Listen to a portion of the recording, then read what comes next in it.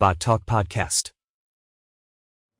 Welcome to our podcast. Today we are presenting to you like a little special episode because we get like some feedback and questions from you. And one of the question was like, what was the idea of Bottalk? How Andrey came to the point, okay, I would like to found Bottalk, and that's why today I'm more the interview person, and Andrey is gonna tell lots of insights from Bottalk and how his idea was like coming from. Yes, Andrey, so maybe you're starting about like telling about yourself. What does he do before? How do you get like the idea, and just starting from the beginning of your journey? Okay, perfect. So before founding Bottalk, I was working at one of the sister companies of Axel Springer as a head of prototyping and mobile development there. And I was there for like 6.5 years. And that was a great demanding job, and I liked it very much and stuff like that. But 6.5 years, it just takes some kind of toll, and you really need to kind of get out there and try stuff out. Before Axel Springer, I originally studied like German literature and linguistics. But always worked at IT companies. So I had this problem during interviews. Yeah, you studied linguistics. Why do you want to be a programmer with us? And I was like always trying to come up with a nice explanation about but it does count. And I not only studied this at the university, but I actually have a PhD in linguistics. That was nice. And then Alexa came to the market, all these smart assistants, and that was like my time to shine. I thought, okay, great, this is a great opportunity to connect the tech and my language skills, and that will be perfect actually. And that's how Bottalk originally was born. The original Bottalk that we founded with my co-founder back, I think 2018, 17, something like that, was based on the simple idea. Okay, we're going to basically create an editor, a text editor for other developers to create small voice applications for those smart assistants. So we create an editor, they create their apps, and we profit from all the money. So it's a crazy idea. When it's a gold rush, you actually need to don't go to and dig the gold yourself, but you actually need to sell shovels. That's how you become popular. We tried to do that, and that was a popular product. Actually, we won some kind of awards. We became product of the day on Product Hunt. It was perfect. The problem was nobody was using Alexas. So we were like lots of developers trying to build apps for something that nobody used. It's like a classical software development or software people problem. Like, we are building something because we can, and not because somebody needs it. So the classical demand and supply problem. And when I realized it, it was like back in, I think, 2018, I looked at the numbers and, huge year, all this success, product of the day, but nobody was using those apps that people were building. And that's when we applied for Next Media Accelerator here in Hamburg, and to actually came to them and say, okay, we have this software that we built, but we have no idea how to kind of run a company and how to run a startup, and we really need help with that. And that's where Bottalk number 2, or the Bottalk that people now know, came to be. It was a complete accident. So we were still pitching this stupid platform for building apps for everyone who would listen. Like, there was people from different publishing companies in the audience, and this is a platform that your programmers can use inside of your publishing house, and you can produce this huge interactive voice application where people can ask what has happened, what is the news in Hamburg, and you get individualized news, like 3 news about sports and like 2 news about environment, that is very personalized in an interactive voice, and it's a huge story. And then maybe everyone was asking, but I remember particularly one day when one of the questions from the audience was like, can you tell us how many people in Germany have Alexa at home? And no, I don't have these numbers. I was looking, but Amazon is not giving those numbers, and Google is not telling those numbers. And how of those are, active users? I was like, I don't know. Why? Stupid question. To the next question. And then I sat down this evening on my way. I was living in Cologne back then. It was like 4 hours ride from Hamburg to Cologne. I was sat down this question just didn't let me go. Why would he ask this question? And then I sat down and tried to analyze it with a pen and paper. And I thought, okay, so many people have Alexas, and how many of those actually are readers of this particular newspaper, and so on. And then I realized, wow, that's a funnel question. So the biggest problem with a funnel is in every step of the funnel, there's the percentage of those who go through the funnel decreases. So what we're asking our customers to do is everyone that goes into the website, we ask them to say, yeah, and of those of you that went to your website, maybe 10% of them have Alexas, and those are the customers that will hear this and interact with this huge, great product of yours. And that's why I realized, why are we doing that? They need to address 100% of the audience. They have no interest in losing 90%. And that's when it came to me, we don't need any interaction. We just need to read out loud every article on every damn web page of this website. And that was the idea. And then, my backstory, I spent I don't know, 6 hours, my waking hours, consuming news content. And primary sources now and back then was podcasts, YouTube videos of those bloggers and so on about political news. That's what I'm I'm a completely news junkie. And I realized, why am I using YouTube all the time? Well, because it's the only thing that I can use to listen while I'm doing something else. Because, in my lifestyle, I cannot, afford to sit down and read for 6 hours of this news content that is flowing. But I can definitely manage to listen to it in the background. And then I tried all kinds of screen readers. I tried Siri, it was sounding awful. I tried free ones, it was sounding awful to select the text and read out loud. And that's where I realized, well, that would be great just for me, just to have this kind of feature that I can just listen to any articles out there in the web. And that was how actually the idea of Bottalk was born. It was a coincidence, personal need, and the question from the audience, about the funnel. Mm-hmm. Pretty interesting. So, normally, the most of the founders always came to the idea, hey, I would like to start a startup. It's always, okay, I have a problem and I want to fix it. So you also describe your whole journey and ups and downs through Bottalk. And first you also have the first idea of Bottalk, you had the idea, you had the problem, but then I think the main fault every startup always does first, they're producing the product, but never have an eye on the market and on the customers. So that's why lots of startups are failing. So you just run in because you think, this is a pretty nice idea, and especially me, I need it, and I think this is the best idea in the world.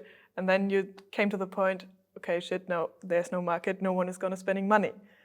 But I think it's like pretty cool that you're getting this point and see, okay, now I need to change something. So lots of them are never like getting to this point and think, yeah, I need to change it because they are just like convinced about their idea. So it's pretty cool that you say, okay, I'm going to another view of my problem and see, hey, there's a problem with this, but I need to fix it on another way. And this is like really, really good, I think.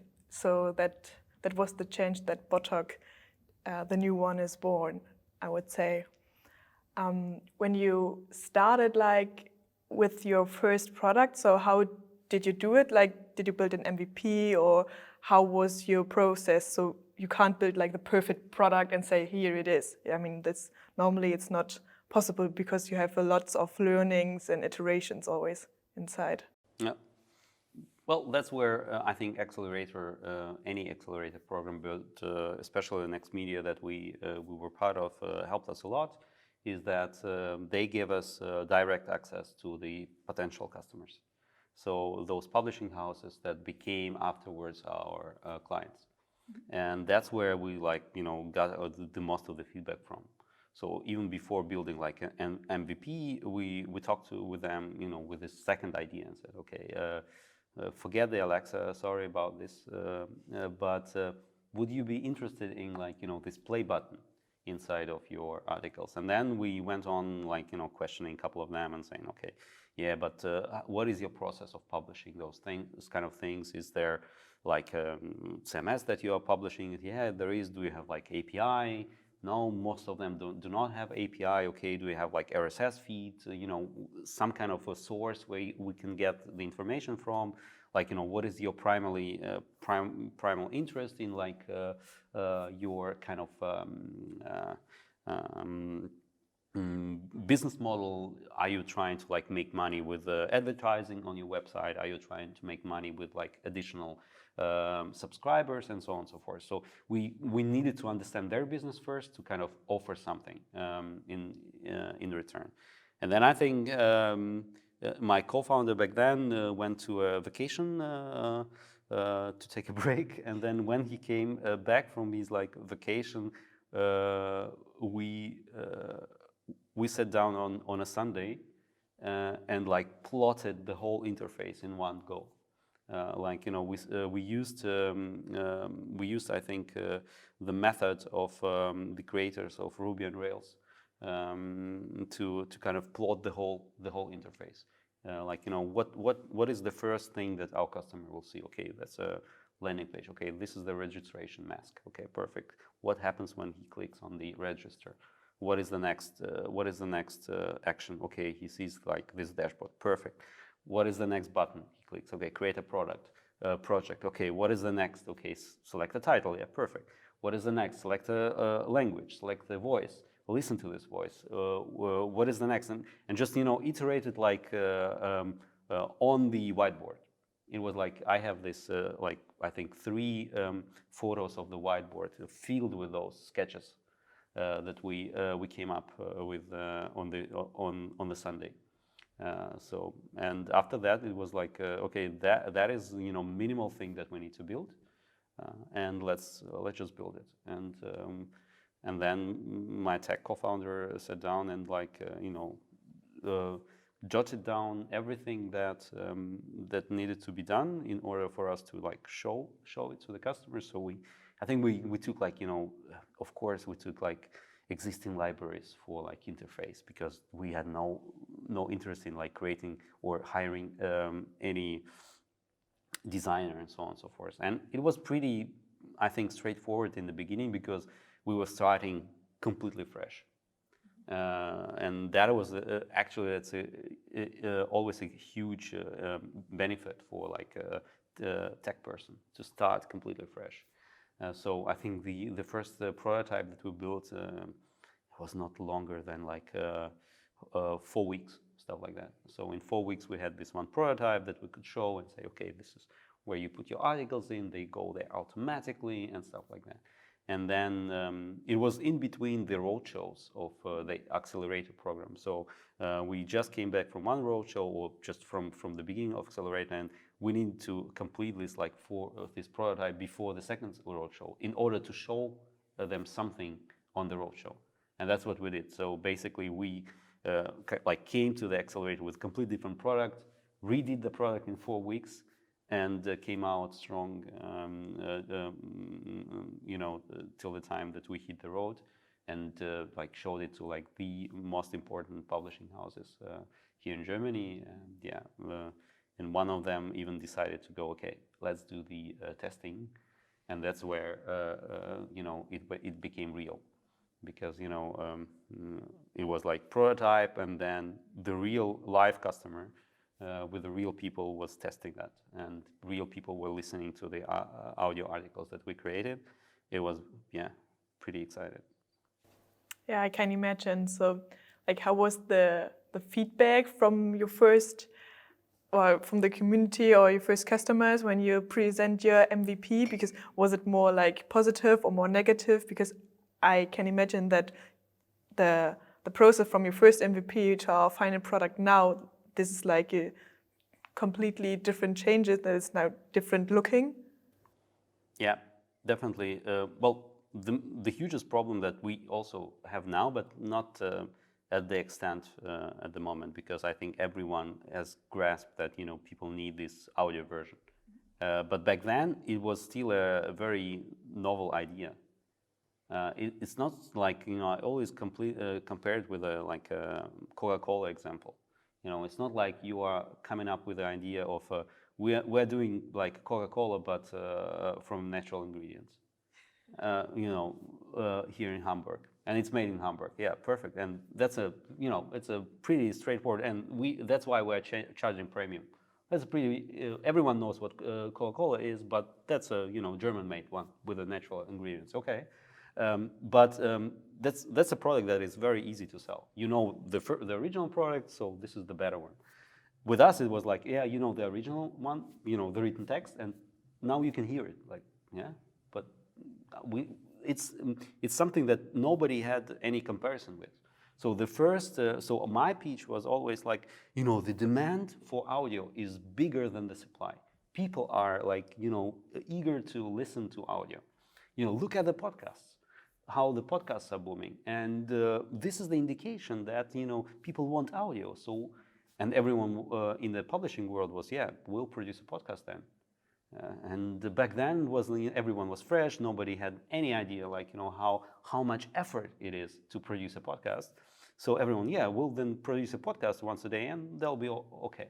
So it was pretty, to convince them that their users will be using that. This was like the hugest barrier. I remember sitting back with one of our customers back in Berlin, and we're talking with a head of their customer success team, whatever, and he was asking me those questions like, how many people will listen, how many people will click, what will be the reader to listener ratio, how many free users will listen, how many paid users will listen, and so on. As you understand right now, those are like the founding things of our analytics. Those are things that I was writing down. And on my way back to Hamburg, I was just, writing back to my co-founder, we need to add those kind of analytics, because we had zero analytics in the beginning. And, those analytics are stronger than ever today. Those are exactly the things that every publisher needs to know. What is the amount of daily active users on a platform, on this player, and so on and so forth. So to convince them first, okay, this is something that your users want, was the challenge. And that's why this testing, test period was needed, because we needed to generate some kind of data in order for them to see, okay, this is something that is useful. And when we got the first test going, that was amazing for us to see how much audio is in demand. When we saw the numbers of about 10% of readers listen to this, click on this listen button, we were blown away. It was really, really complicated. Yes, I think it's like pretty hard to when you have like a super innovative product which nobody ever seen before and knows, that to tell them like, here, this is like the new perfect thing in the future. So also with your example with the Coca-Cola, this is, I think it's like super good understandable then, because nobody knows before like a web player. Oh, okay, now I can hear an article. I just need to click play, and then with this as an example, it's good to understand like in which point you were struggling with, and yeah, I think we get like lots of cool insights and where you're going through your ups and downs. And thank you for taking us with you on this journey and giving some insights. And we hope you also liked it. And if you have any other questions, feel free to ask. We're looking forward for it. Yeah, thank you very much for these interesting questions and just the possibility to go back and like relive that whole experience. Sometimes you just forget how much had happened in the past. So thank you once again for taking me back to this journey. And subscribe, like on YouTube, leave a comment and whatever on iTunes. That helps us a lot also to stay motivated to do those podcasts. And we hope that we could ask also a couple of your questions when you send us questions about like how to start a company, or about maybe your ideas or whatever it is, whatever interests you as a reader, listener, viewer, whatever. Yeah, and see you next week.